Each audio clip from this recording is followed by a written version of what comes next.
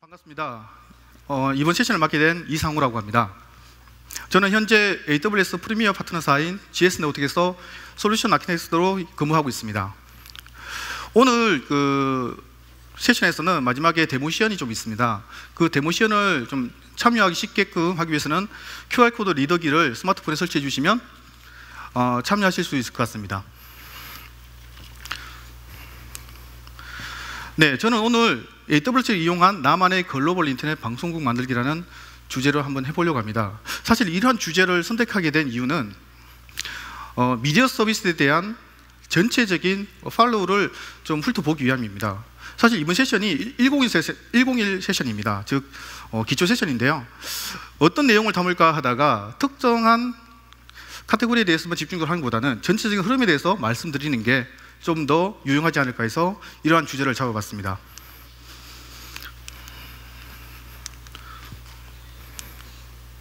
네, 오늘 이야기할 아젠다입니다. 처음 이제 미디어의 개념에 대해서 좀 이론적인 얘기이긴 하지만 훑고 넘어가도록 하고 AWS 제공하는 미디어 서비스에 관련된 오버뷰를 한번 검토하도록 하겠습니다. 그리고 실제로 미디어 서비스, 라이브 서비스를 한번 구성해 보면서 인제스트 부분, 프로세싱 부분 또는 딜리버리 부분에 대해서 어떻게 AWS를 활용해서 구성할지에 대해서 이야기해 보도록 하겠습니다. 그리고 마지막에 이러한 구성을 통해서 나오는 어떤 서비스에 대한 데모를 한번 시연해 보도록 하겠습니다. 먼저 미디어라는 용어에 대해서 많이 들지만 사실 이 미디어라는 용어가 의미가 예전과는 많이 바뀌었습니다. 이 미디어라는 개념의 변화가 2000년대 초반까지는 단방향 전달이었습니다. 즉 신문이나 텔레비전, 라디오와 같은 전통적인 어떤 매체를 통해서 일방적으로 정보를 전달받는 방식이었죠. 하지만 2000년대 후반 초를 넘어가면서는 이게 인터랙티브, 양방향성이 강조되면서 리얼타임 피드백도 가능해졌고 또 미디어라는 개념 자체가 공유와 참여를 위한 공간으로 그 의미가 많이 바뀌게 되었습니다. 사실 이 미디어에 대한 개념을 왜 이야기하냐면 이 미디어라는 개념이 바뀌기 때문에 가장 큰 원인이 미디어의 소비 매체가 다양해졌기 때문입니다. 이 통계를 보시면 스마트폰과 PC 사용자가 10대에는 83%, 20대에는 84%, 40대까지 가더라도 평균 60% 후반대에서 70%대 가까이 되는 분포도로 보입니다. 즉 이제는 일방적인 정보 전달인 텔레비전이나 라디오와 같은 전통적인 매체를 벗어나서 인터랙티브한 양방향성이 강조되는 매체를 많이 이용한다는 의미죠. 그래서 IP 기반 미디어 서비스는 이제 부가 서비스가 아닌 주 서비스가 되었다는 얘기입니다. 실제로 많은 전통적인 방송사에서도 이 IP 기반 서비스에 대해서 집중을 하고 많은 투자를 하고 있습니다. 이 또 한 가지가 이러한 다양한 소비 매체에 따라서 고화질 서비스가 많은 화두가 되죠. 요즘 UHD라든지 이런 고화질 서비스가 화두가 되고 있습니다. 그러면 이 고화질 서비스를 단순히 화질만 높인다고 해서 서비스 가능한 건 아닙니다. 왜냐하면 IP 기반 서비스는 기본적으로 밴드위스라는 한정된 자원을 사용해야 됩니다. 즉 고화질 서비스, 즉 UHD가 되면 HD보다 4배의 많은 데이터량이 가야 되는데 그러면 물리적인 밴드위스는 4배가 올릴 수 있냐? 사실 그게 쉽지가 않거든요.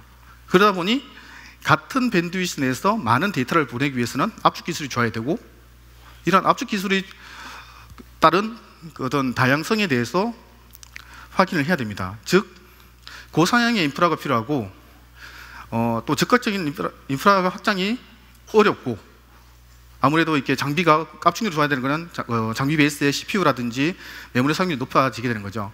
그러면 장비가 비싸지게 되고 이런 장비들이 이중화가 어렵게 되는 이런 현상들이 발생하게 됩니다. 즉 문제는 유연성과 효율성에서 떨어지게 되는 거죠. 그럼 해결 방법은 무엇인가? 장비에서 보는 것처럼 다양한 단말기에 대한 최적화된 컨텐츠를 생산해야 되고 또 압축률이 높은 범용적인 코덱을 사용해야 되고 또 효율적인 프로토콜을 사용함으로써 이러한 문제점을 해결할 수 있습니다. 그런데 공교롭게도 이러한 해결법들이 모두 앞서 말한 인제스트, 프로세싱, 딜리버리 단계에서 프로세싱에 해당되는 단계입니다. 즉 프로세싱 단계의 유연성과 효율성을 확보해야 되는 이슈가 생깁니다. 이 유연성과 효율성이란 말은 사실은 클라우드 서비스의 이념입니다. 즉 그러면 이러한 미디어의 어떤 그 문제점을 클라우드를 이용할 경우에는 좀 손쉽게 해결할 수 있지 않을까라는 개념에서 요즘 미디어 관련 서비스에서 클라우드가 많이 도입되는 이유입니다. 즉, 클라우드 서비스는 또 클라우드 서비스라고 하면 당연히 AWS죠.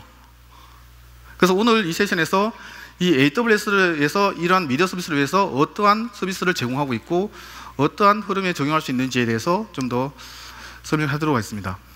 먼저 AWS에서 제공하는 미디어 관련 서비스는 어떤 것들이 있는지에 대해서 좀 보겠습니다. 그 전에 그럼 이 IP 기반 미디어 서비스 구조는 어떻게 되느냐, 이 부분에 대해서 좀 자세히 보도록 하겠습니다. 먼저 인제스트 부분입니다. 즉 카메라나 또는 그 파일 기반으로 영상을 받게 되죠. 이래 받게 된 영상은 프로세싱 단계에서 인코딩 되거나 또는 트랜스코딩 되거나 또 다른 어떤 그 효과 같은 게 들어가게 되고요. 이 프로세싱 단계가 끝난 그 컨텐츠는 딜리버리 단계에서 실제로 소비자 또는 여러 그 사용자에 의한 디바이스나 플레이를 통해서 제공이 되어야 됩니다. 기본적으로 이래서 크게 보면 인제스트, 프로세싱, 딜리버리와 같은 세 단계로 나눌 수가 있습니다. 그러면 이러한 서비스 흐름에 따른 AWS 서비스는 각각 어떤 것들이 있는지에 대해서 간략하게 보겠습니다. 특히 인제스트나 어떤 생성에 대한 부분은 가장 보편적인 아마존의 EC2라는 가상머신 서비스가 있고요. 그 다음에 스토리지 게이트웨이. 이 스토리지 게이트웨이는 S3라든지 이런 스토리지 기반을 실제로 로컬 디바이스인 것처럼 뭐 NFS나 아이스카치 같은 형태로 마운트해주는 서비스입니다. 그리고 매우 중요한 데이터라든지 보안이 강조되는 데이터 같은 경우는 전용성을 통해서 전송을 하게 됩니다. 이런 전용성 서비스는 AWS 다이렉트 커넥트라는 서비스를 이용할 수 있습니다. 그리고 뭐 ELB라든지 아니면 기존에 사용하시고 있던 데이터가 뭐 수십 테라, 수백 테라인 경우에는 일반 네트워크를 통해서 전송하기는 사실상 많은 시간이 필요합니다. 하지만 AWS에서는 이러한 서비스를 임포트, 뭐 익스포트라는 서비스를 통해서 큰 스토리지 용량으로 스토리지를 통해서 보내게 되면 AWS에서 로컬로 전송을 해주는 이런 서비스도 있습니다. 기본적으로 이제 저장 장치로는 S3와 EBS라는 AWS 서비스가 있고요.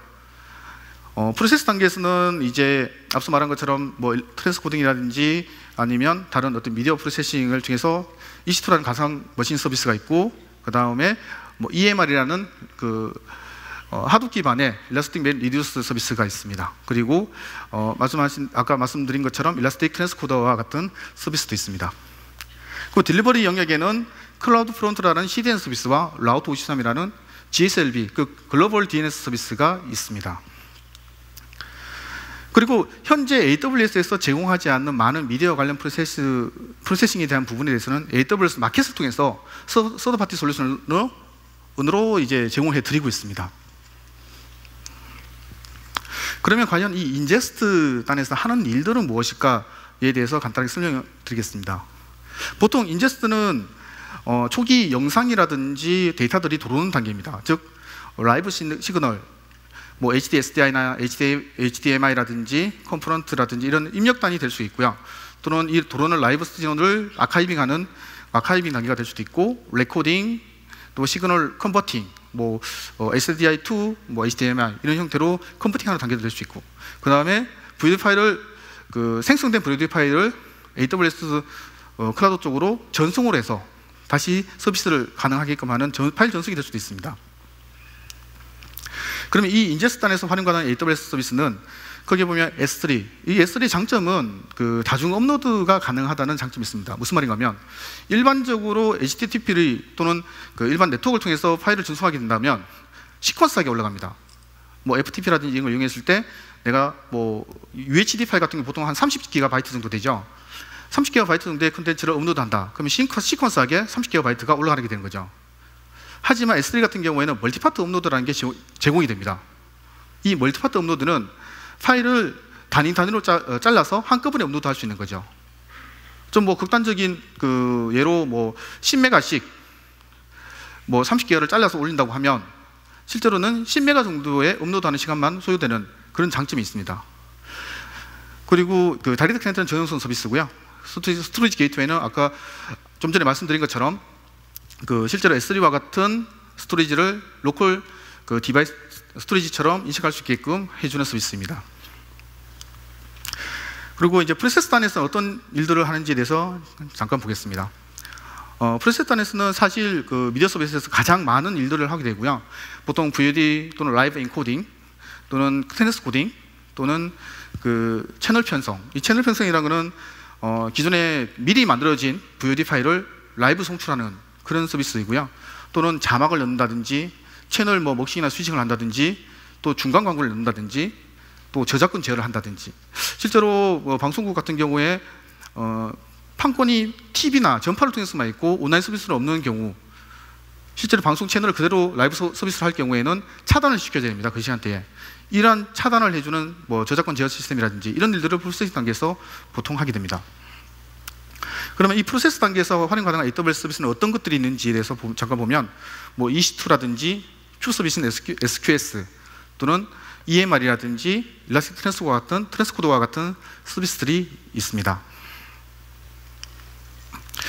가장 대표적인 그 트랜스코더에 대해서 간략하게 보겠습니다.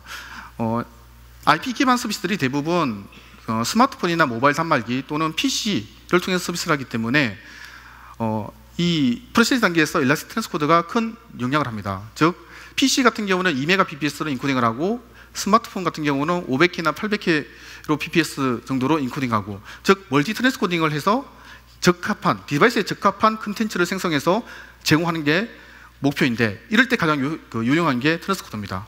그리고 이러한 트랜스코더는 AWS 제공하고 있습니다.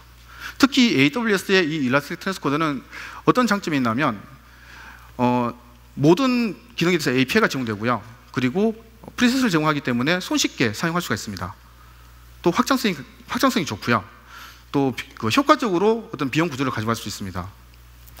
그 또 한 가지 장점이 한꺼번에 많은 예를 들어서 한 100개의 파일이 올라온다. 이 100개의 파일을 맞는 프리셋에 맞게끔 트랜스코딩 해야 된다고 가정을 했을 경우에 한꺼번에 할 수가 있습니다. 이러한 부분들을 손쉽게 제공하고 또 실제로 코덱이라든지 어떤 프로세싱 또 라이센스 부분에 대해서는 AWS에서 모두 관리해 주기 때문에 그런 부분에 대해서 걱정 안 하고 사용하실 수가 있습니다. 최근에는 그 VP9 코덱도 추가가 되었습니다. 그런데 실제로 AWS에서 지원되지 않는 미디어의 어떤 부분들이 있습니다. 그런 부분들은 AWS에서는 마켓을 통해서 제공을 해주고 있습니다. 예를 들면 실제로 SDI 신호를 받는 인코더 단이라든지 이런 부분들에 대해서는 AWS 제공해주지 않습니다. 하지만 이런 부분들을 뭐 엘레멘트라든지 DRC라든지 하모닉 제품이라든지 이런 것들을 모두 마켓을 통해서 구매하실 수가 있고요. 특히나 엘레멘탈 같은 경우에는 최근에 AWS에서 인수를 했습니다. 그래서 곧 AWS에 맞는, 즉 클라우드에 맞는 서비스가 재탄생되지 않을까 하는 기대감을 가지고 있습니다. 그 트랜스코딩 부분에서는 뭐 일라스틱 트랜스코더 있지만 뭐 유명한 인코딩닷컴이라든지 뭐 클라우드 인코딩이라든지 와우자 미디어 서버라든지 이러한 솔루션을 통해서 트랜스코딩을 할 수 있고요. 그 외에 엑스트라 솔루션으로는 저작권 관리 솔루션이라든지 뭐 자막 서비스라든지 중앙고 솔루션이라든지 이런 것들이 있을 수 있습니다.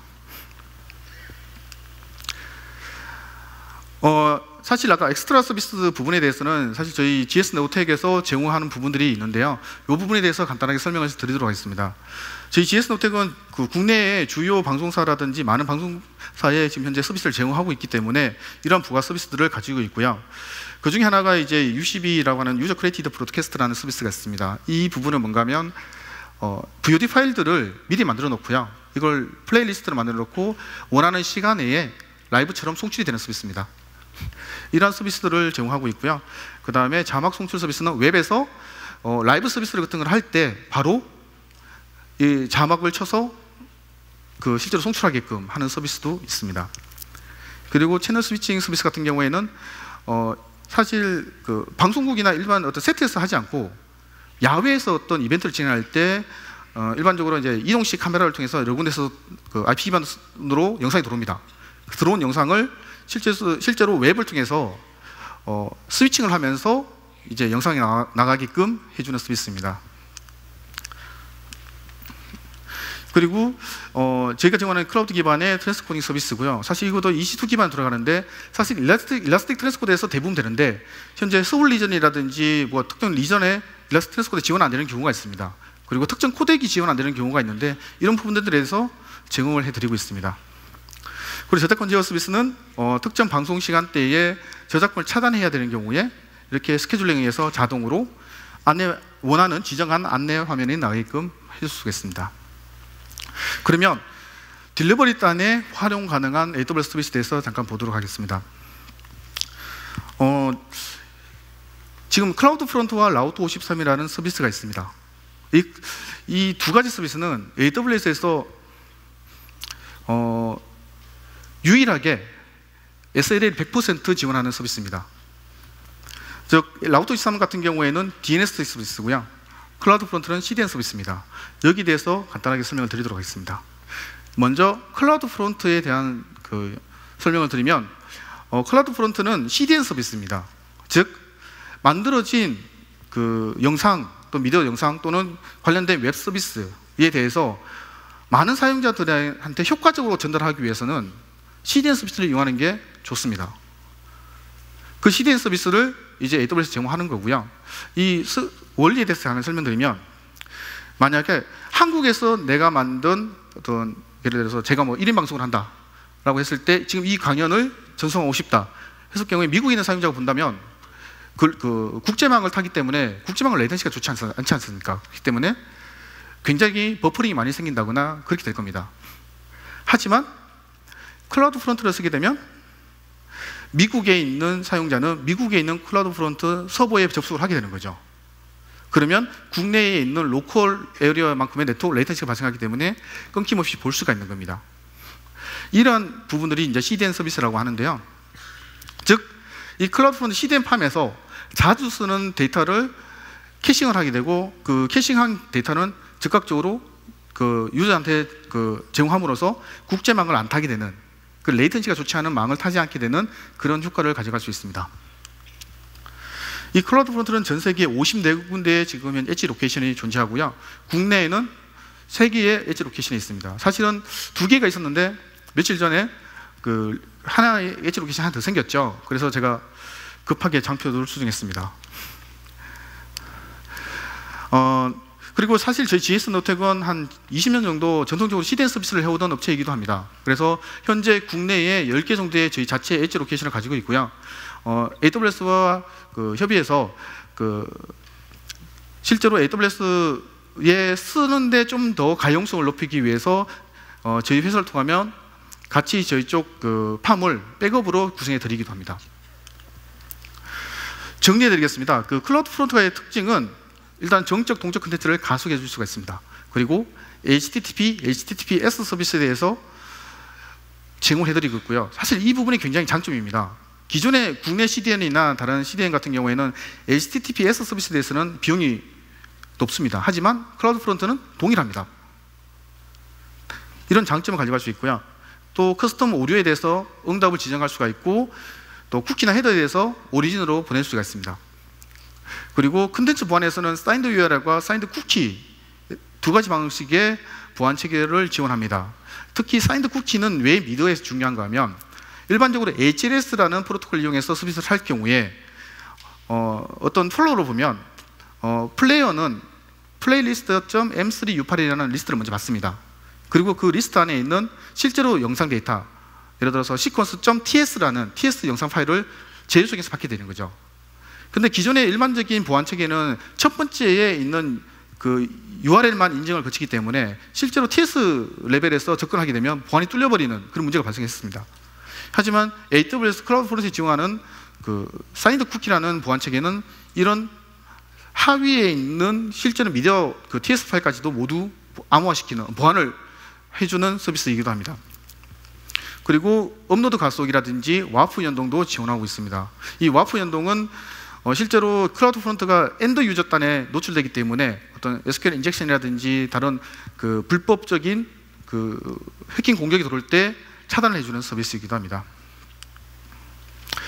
라우트 53에 대해서 간단히 설명을 드리겠습니다. 사실 이름에서도 라우트 53, 굉장히 DNS 같은 냄새가 풍깁니다.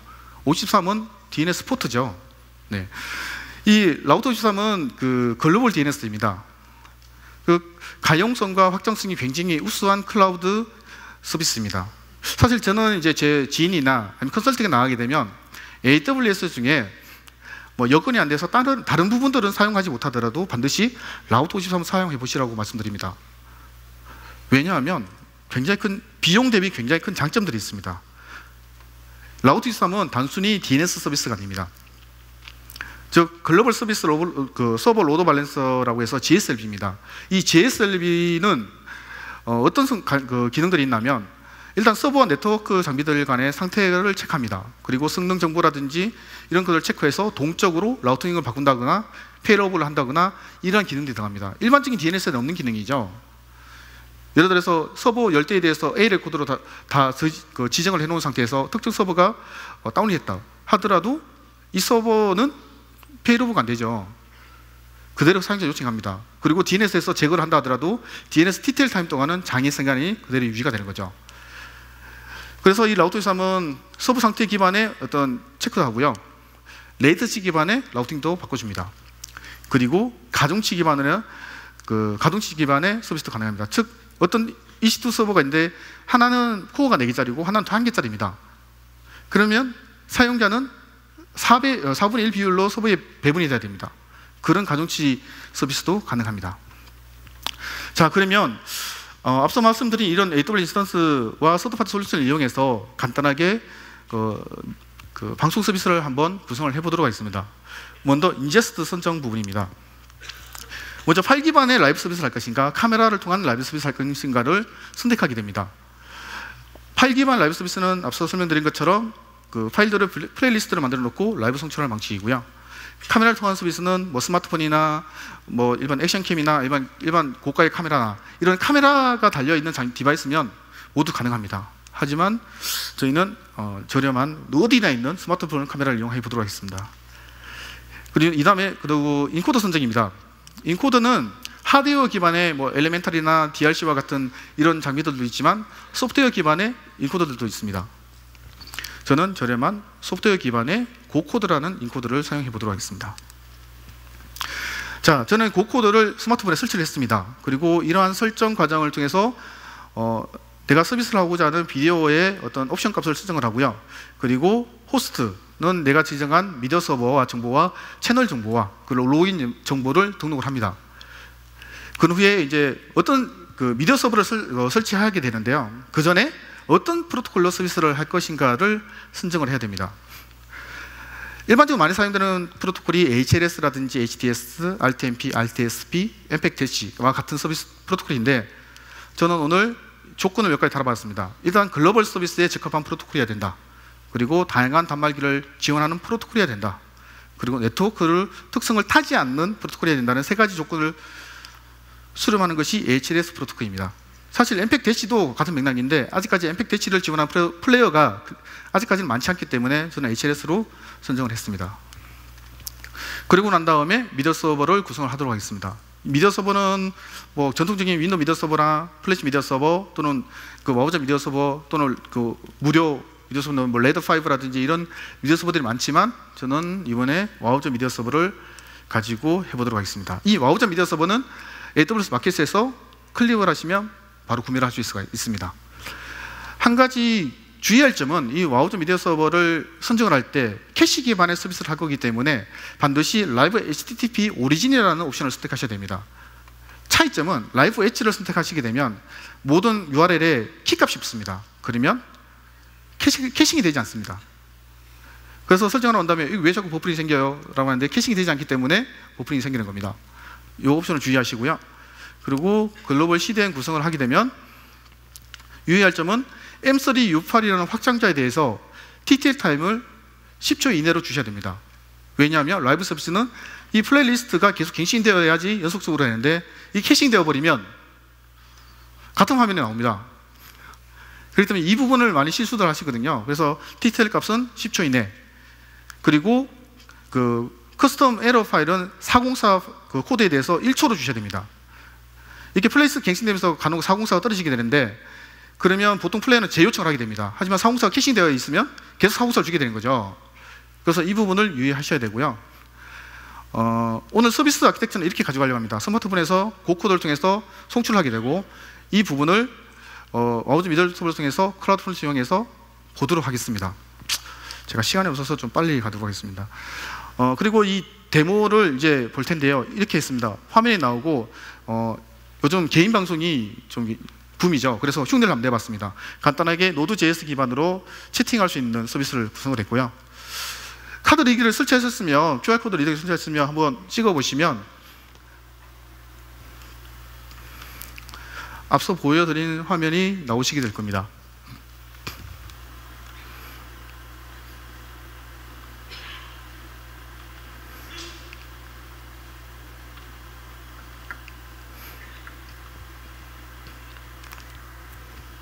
네, 지금 제가 스마트폰에 설치한 화면을 보고 계십니다.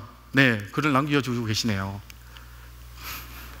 네, 감사합니다. 이게 아무도 안 남기면 얼마나 썰렁할까라는 걱정을 했었습니다. 네.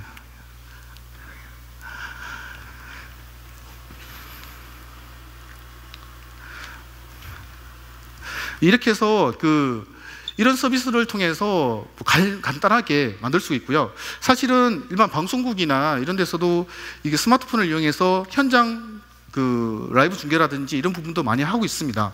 이게 굉장히 심플해 보이지만 미디어 서비스에 대한 전체적인 흐름이 적용된 그런 사례라고 볼 수가 있습니다.